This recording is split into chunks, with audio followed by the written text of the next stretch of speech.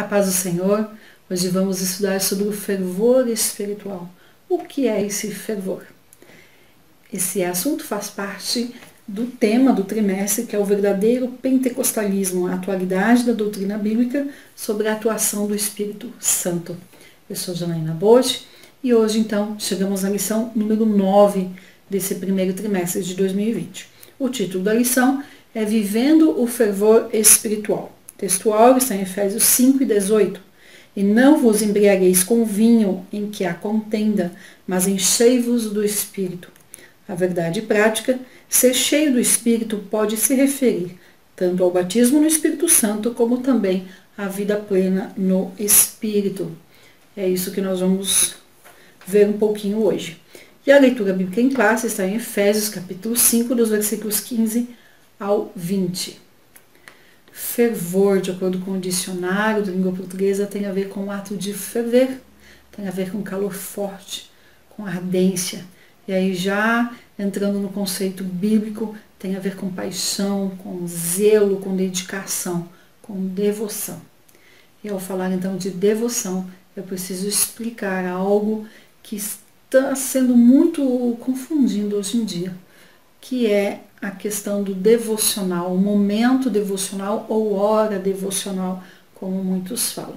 Esse momento devocional tem muitas formas e muitas técnicas de fazer, muitos roteiros diferentes, mas basicamente é o quê? Louvor, oração e meditação na palavra de Deus. Então pega-se um versículo ou uma passagem bíblica e deve-se meditar em cima disso, ou seja, verificar aquele versículo, aquela passagem, o que cabe para a nossa vida, o que deve ser aplicado para a nossa vida. Deve ter um entendimento de forma a viver o que a palavra de Deus ensina. Mas surgiram muitos devocionais diários, e as pessoas tiraram um pouco da atenção da palavra de Deus que deve se ter, da meditação, e colocaram histórias.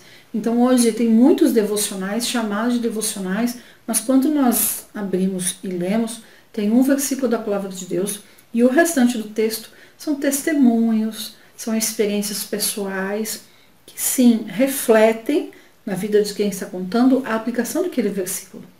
Mas para a gente acaba ficando um pouco distante, porque não é possível meditar exatamente no que o versículo quer dizer. Então nós precisamos ter esse cuidado, em primeiro lugar, do nosso momento devocional, de não estarmos vivendo simplesmente baseados no testemunho de alguém, nas histórias de outras pessoas, nas experiências de outras pessoas. Nós devemos parar e meditar na palavra de Deus para que nós tenhamos as nossas próprias experiências com Deus. E explicado isso, aqui essa palavra devoção, que tem a ver com fervor, não se refere a esse momento devocional. Porque esse devocional que eu citei é um momento que pode ser aí de 5 minutos até 1 hora, até mais do que isso, mas é um momento específico do dia.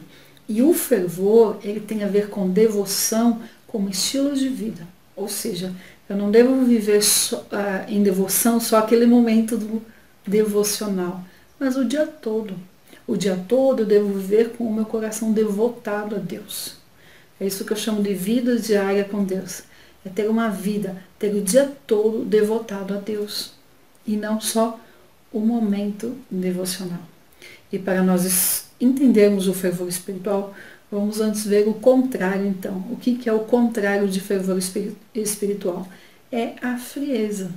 E a frieza espiritual é o quê? É um processo de afastamento das disciplinas espirituais. Quais são as disciplinas espirituais de destaque? Oração, leitura da Bíblia, meditação da Bíblia, jejum.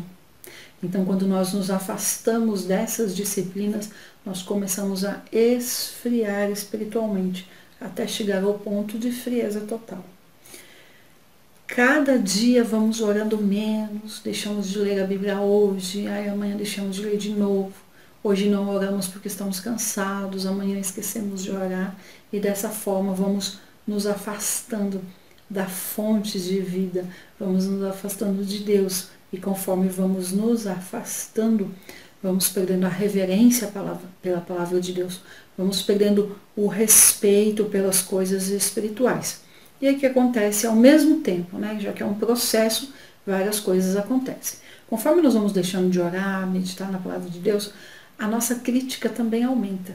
Crítica às pessoas do corpo de Cristo, aos nossos irmãos em Cristo, crítica ao pastor, à igreja, à liturgia, todo tipo de crítica. E essa crítica contínua à igreja e ao corpo de Cristo contribui para um esfriamento. Mateus 7,5, Jesus nos fala para tirar primeiro a trave do meu olho antes de tirar do irmão. Não está impedindo que eu tire a trave do olho do meu irmão, mas está falando para antes tirar do meu olho. Veja, isso tem tudo a ver com crítica. Antes de criticar o outro, antes de olhar que o outro está fazendo certo e errado, é me olhar, me autoanalisar. Só que quando nós estamos num processo de esfriamento, nós não fazemos isso. No processo de esfriamento, a gente se coloca numa posição de bom e só critica os outros. E isso piora toda a situação do esfriamento.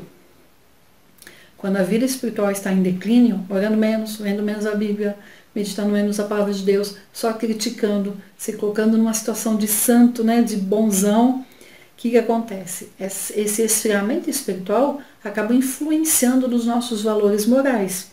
Ou seja, nós passamos a não sentir o mesmo peso do pecado que nós sentimos quando estávamos andando com Deus de uma forma diária, de uma forma profunda. E esse reflexo do esfriamento espiritual na nossa vida moral faz com que nós passemos a racionalizar o pecado. O que é racionalizar? Raciocinar é pensar, refletir. Racionalizar é justificar o pecado. E nós racionalizamos o pecado quando estamos frios espiritualmente, quando estamos esfriando espiritualmente. Então, racionalizar é dar uma justificativa. Por exemplo, eu tratei mal o meu irmão porque ele me tratou mal. Eu tenho o direito de fazer isso. Eu já trabalhei a semana inteira, então hoje vou fazer isso. Eu briguei com fulano porque ele brigou primeiro. Então, nós começamos com coisas pequenas, como esses exemplos que eu dei, de desentendimentos, de brigas, e a proporção, né, o tamanho do pecado, a proporção, o reflexo dele nas nossas vidas vai piorando quanto mais nós racionalizamos. Quanto mais racionalizamos, mais vamos nos afundando numa vida de pecado, porque estamos nos afastando de Deus, estamos num processo de esfriamento espiritual. Então, a nossa mente vai ficando cauterizada e nós não sentimos mais o mesmo peso do pecado que sentimos antes. Quem perde com isso? Em primeiro lugar, o próprio indivíduo. Depois a sua família, os relacionamentos familiares, os relacionamentos interpessoais, as amizades e, por consequência, o corpo de Cristo e a igreja de Cristo na terra. Ou seja, todos sofrem quando a pessoa entra nesse processo de esfriamento. Aqui em Efésios 5, do 15 ao 20, que é a leitura bíblica em classe, nós lemos um pouco sobre isso, essa diferença do fervor, daquele que está pleno do Espírito Santo, daquele que está se encaminhando para esse esfriamento, para essa frieza espiritual. E quem está nesse processo de frieza não vigia mais, não sente necessidade mais, não usa mais a armadura de Deus, de Efésios 6 e 10.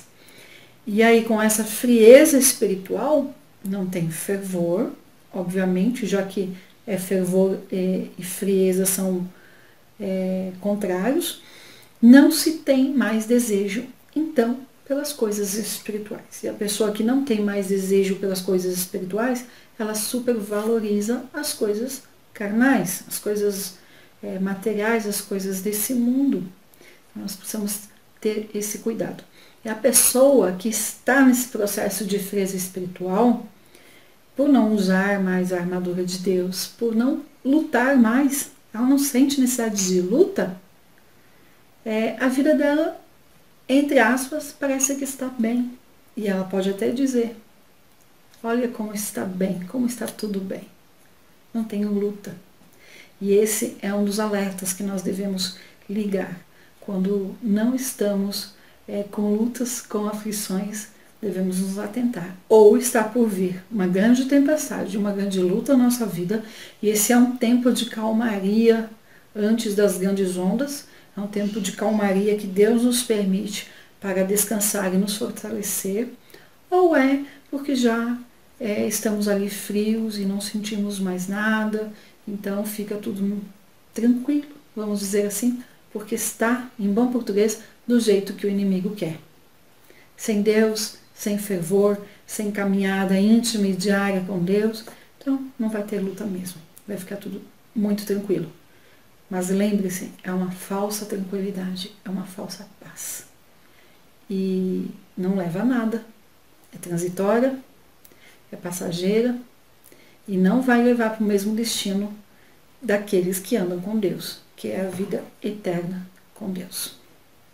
Na lição 3, nós estudamos sobre o batismo no Espírito Santo e lá nós vimos exatamente o que significa esse batismo no Espírito Santo e que a expressão ser cheio do Espírito Santo em Atos 2 significa receber o batismo no Espírito Santo. Na lição de hoje nós vamos ver então que em alguns lugares não significa o batismo no Espírito Santo, mas esse ser cheio do Espírito Santo significa viver na plenitude do Espírito Santo, viver esse fervor espiritual. Como é que a gente sabe o que significa uma coisa e o que significa outra? Não precisa saber grego, não precisa saber a língua no original, não. É necessário ler o contexto onde o versículo cheio do Espírito está inserido. Quando lemos o contexto, então, nós conseguimos entender a aplicação e o que significa ser cheio do Espírito Santo. Se é o batismo ou se é a plenitude do Espírito. E essa expressão, cheio do Espírito, é uma expressão que Lucas usa, tanto no Evangelho de Lucas como aqui no livro de Atos dos Apóstolos. E o apóstolo Paulo usa essa expressão, cheio do Espírito, uma única vez. Efésios 5:18, que faz parte aqui da nossa leitura bíblica em classe. Nas outras epístolas de Paulo, quando ele quer se referir a cheio do Espírito Santo, ele usa outras expressões que não essa. Ele usa plenitude e outras expressões mais, mas não essa. Essa é cheio do Espírito, Paulo só usa aqui em Efésios 5, e as outras vezes que são usadas por Lucas. Então esse fervor espiritual é um zelo, é uma dedicação, é uma devoção, é cheio do Espírito Santo. E para nós vivermos esse fervor espiritual, nós precisamos ter um compromisso muito sério com a palavra de Deus, como já vimos na lição passada, da semana passada, e também um hábito de orar. A oração precisa ser um hábito, precisa ser uma disciplina espiritual muito firmada na nossa vida. 1 Tessalonicenses 5:17 fala sobre orar sem cessar. E lá em Mateus 6, dos versículos 9 ao 13, nós vemos então como devemos orar. Tem um modelo de oração que Jesus nos deu. Essa devoção, que também significa apego, significa dedicação, amor pela palavra, também se refere a jejum. Jejum pela ausência do noivo. Nós fazemos jejum por muitos motivos, mas a nossa alma reclama essa ausência do noivo e nós precisamos pensar ou repensar o jejum como uma disciplina espiritual. Hoje quase não ouvimos falar de pessoas fazendo jejum, esse jejum espiritual, no sentido de campanha de oração e jejum. Tem muitas campanhas, mas pouco jejum. E nós precisamos resgatar a disciplina do jejum também. Só que essas disciplinas espirituais, que é a oração, a leitura e a meditação da palavra, o jejum, elas devem ser acompanhadas por santificação, por prudência e por sabedoria. Olha o que está aqui em Efésios 5:15, leitura em classe. Portanto, vede prudentemente como andais, não como nécios, mas como sábios. Então, nós devemos cuidar. Vede como andais, com prudência, com sabedoria, com cuidado, com santificação. Esse deve ser o andar de quem quer viver no Espírito, de quem quer viver no fervor espiritual. Jesus é o nosso maior exemplo de oração. Ele orou durante todo o seu ministério aqui na terra. Nos mostrou como orar, nos deu exemplo, orou de madrugada, acordava cedo para orar, orava em vários momentos, em várias situações. Nós lemos sobre Jesus orando em Lucas 3:21, Lucas 6:12, Marcos 1:35, Lucas 9:29, Lucas 21, dos versículos 25 ao 28. Mas eu quero ler aqui uma oração em especial de Jesus, que está lá em João 17 e versículo 20. Jesus orou por todos, e essa oração de João 17 e 20 nos mostra que ele orou inclusive por nós. Não rogo somente por estes, mas também por aqueles que vierem a crer em mim, por intermédio da sua palavra. Ou seja, orou por nós também. Lucas 11:1, Lucas 22, versículo 32. Em todos os evangelhos nós vemos sobre Jesus orando de forma contínua, em vários momentos. Sabemos que a oração é a chave da vitória. E aí, juntamente com a oração, a leitura e a meditação da palavra. Ou seja, não é só orar. Eu preciso ler a Bíblia, porque a Bíblia é o manual do fabricante. É ela que nos mostra o que Deus quer para a nossa vida. É ela que nos orienta como viver a nossa vida. E Jesus também lia a palavra de Deus e mostrou isso muitas vezes, citando a palavra de Deus. E é assim que nós temos que ler. Ler para viver, ler para saber, ler para conhecer e ler para, através dela, falar do Evangelho da cruz para os outros. Salmo 19:7 nós vemos que a lei do Senhor é perfeita e restaura a alma.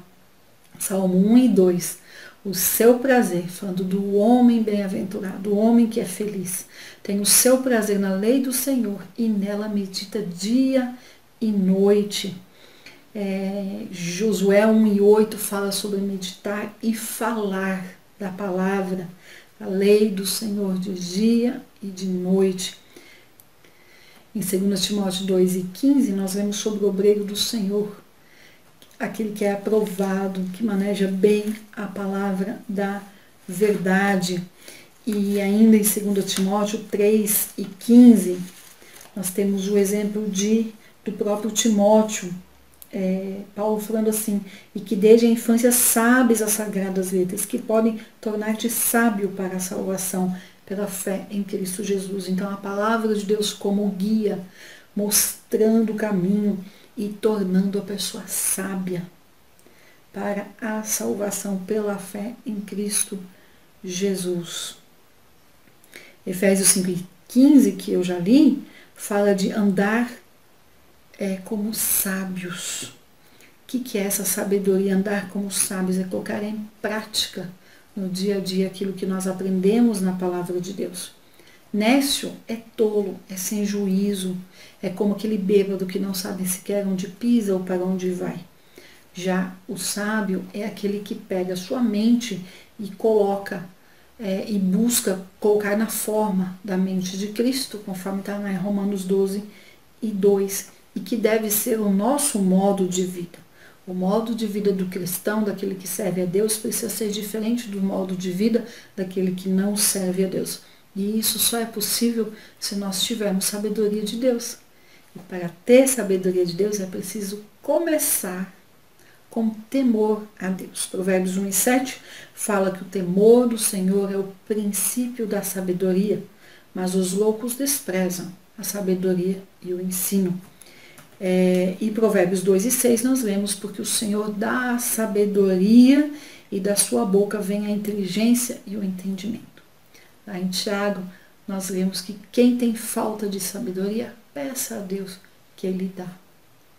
Ele dá na medida que nós estamos precisando e podemos pedir continuamente que Ele dá conforme a nossa necessidade. Isso que é ter uma vida devocional, orar e meditar na palavra de Deus de forma contínua. E aqui em Efésios 5, o versículo 16 continua: remindo o tempo, porquanto os dias são maus. Ou seja, vede, cuidai onde você anda, ande com sabedoria, como sábios, remindo o tempo. O que é esse remir? É comprar de novo.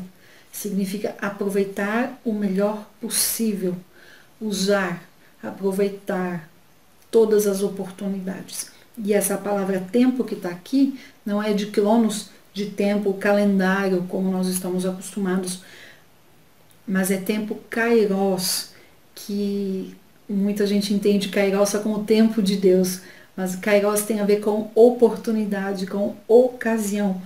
É uma expressão usada em Hebreus 11:15 e também em Gálatas 6:20, que fala: enquanto tivermos oportunidade, façamos o bem a todos. Essa oportunidade aqui é o tempo kairos, é de ocasião, de tempo oportuno, como está em 1 Pedro 5:6. E Colossenses 4:5 fala também desse tempo kairos, dessa oportunidade. Fala: portai-vos com sabedoria com os que são de fora, aproveitai as oportunidades. Ou seja, falar de Cristo.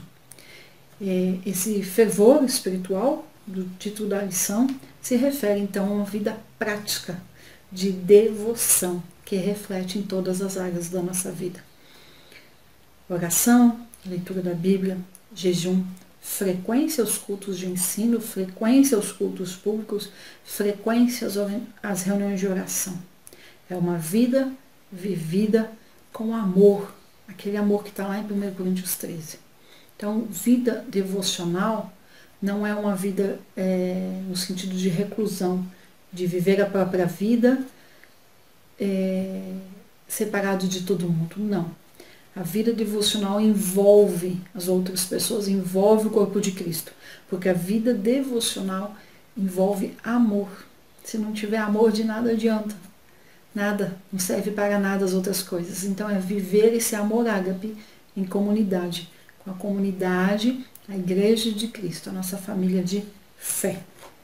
E qual que é a importância de nós nos mantermos cheios do Espírito? Qual que é a importância dessa vida vivida em fervor espiritual? Como eu disse, esse cheio do Espírito é uma vida vivida. É a cada dia buscando se encher do Espírito. Lá em Provérbios 23, dos versículos 30 ao 35, nós lemos sobre a pessoa que bebe vinho, fica ali bêbada. Essa passagem de Provérbios fala então de bebedeira e das consequências desastrosas que a bebida traz. É como uma picada de cobra. Traz contenda, traz atritos, traz conflitos, prejuízos de todo tipo. E 1 Coríntios 6, para fazer o contraponto com Provérbios 23, nós lemos então em Coríntios 6 sobre a ética cristã. E esse contexto da ética cristã, de 1 Coríntios 6, ali até os versículos 10, 11, nos mostra que não é possível a pessoa que serve a Deus viver uma vida à base de vinho, à base de álcool, ter bebedeiras.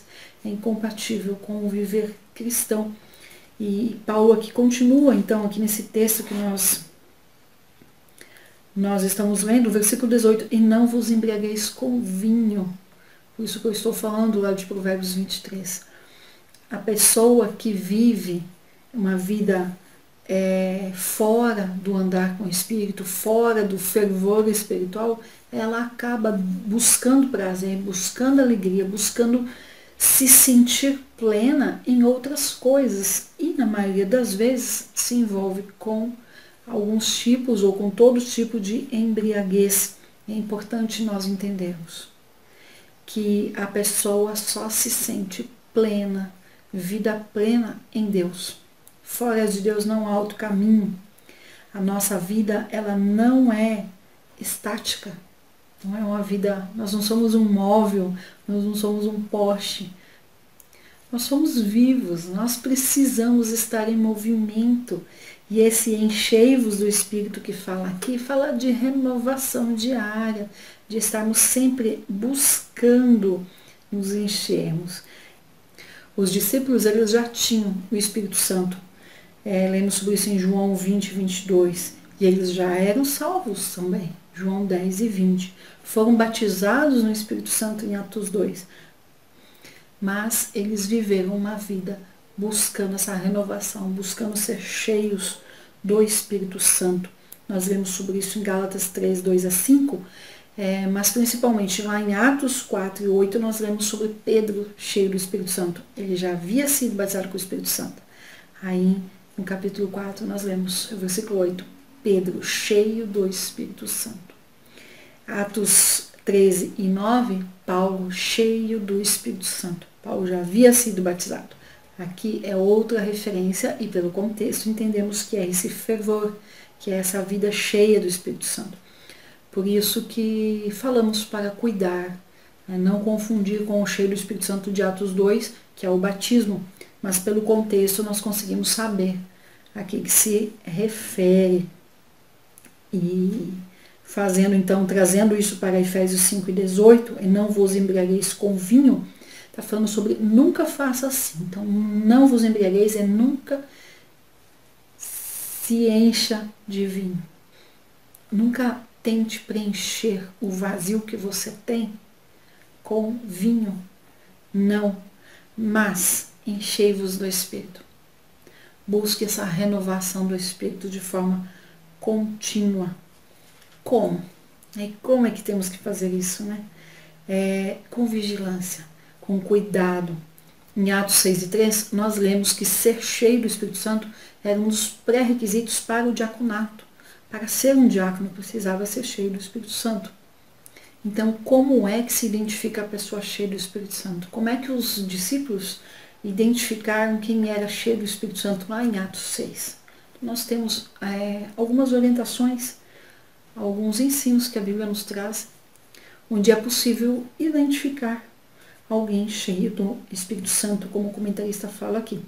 Em Efésios 5 e 19, nós vemos o seguinte: falando entre vós com salmos e hinos e cânticos espirituais, cantando e salmodiando ao Senhor no vosso coração.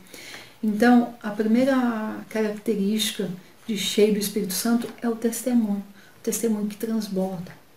Eu sempre falo que nós somos a Bíblia que o mundo lê.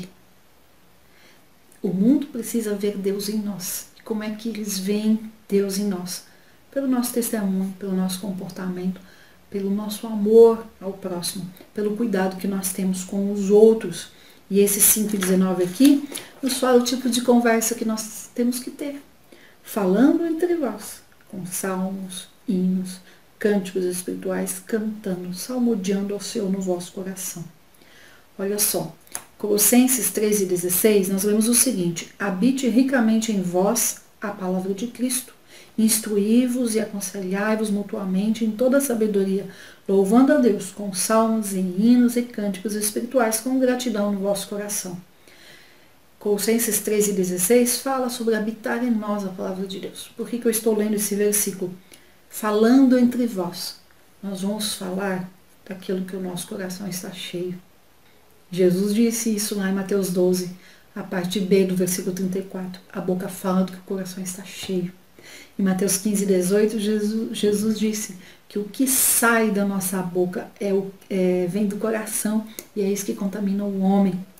Lá em Filipenses 4:8 nós vemos sobre o que devemos pensar. Nós precisamos estar muito conscientes que os nossos pensamentos norteiam o nosso comportamento.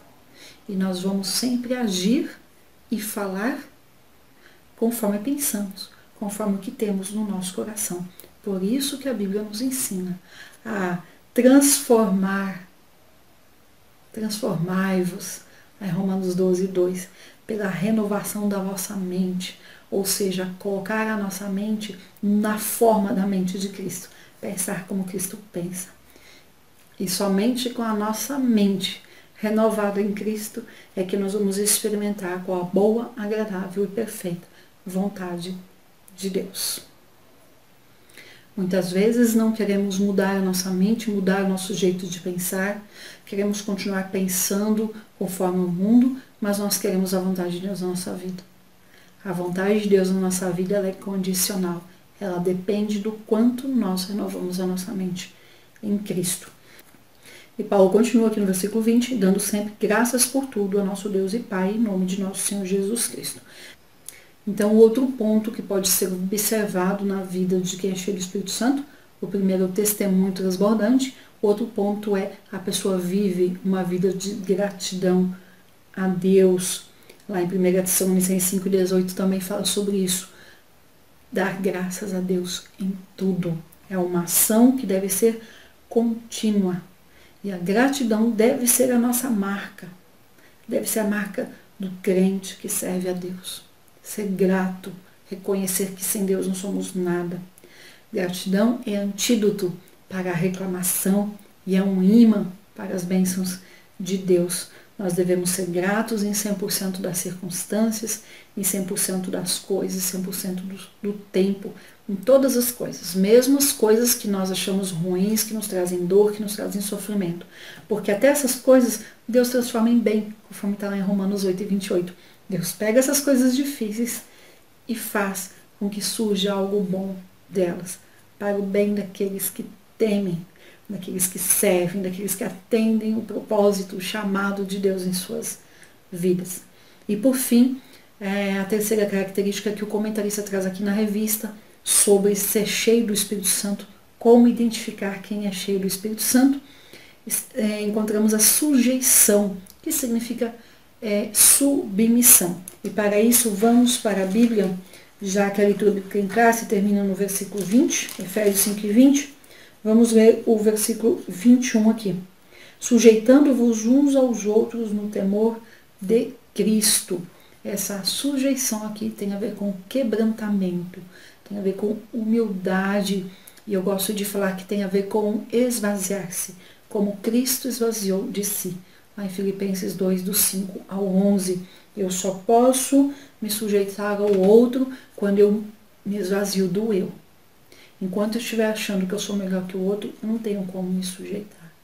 Me sujeitar ao outro, eu preciso aprender a tirar o eu, tirar tudo aquilo que eu acho, que eu penso, que eu quero, e colocar toda a minha vontade e o meu ser ao senhorio de Cristo.